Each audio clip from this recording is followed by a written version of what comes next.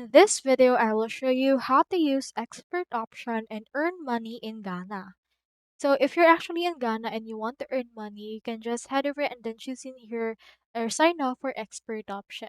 You can see in here your investment and you can choose the sell or buy and choose in here the deal duration. For example, for this case, I'll head over and then sell and I have in here $100. I'll choose in here the sell option and then after that it will start the 30 seconds, and if we stay on top of this red line, that means that we have actually earned something.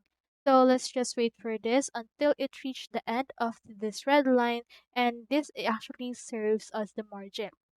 So if you're on Ghana, you can actually head over and then sign up for an expert option account in order to actually utilize this. So if it stays above that, you will have around $189 if you have $100 investment. So as you can see, I have actually inputted that, and as you can see right here, we're actually above this line and we have lost.